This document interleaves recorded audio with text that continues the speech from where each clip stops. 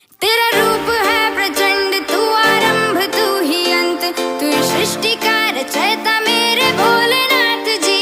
मैं खुद हूँ खंड खंड, फिर कैसा है घमंड, मुझे तुझ में है समाना।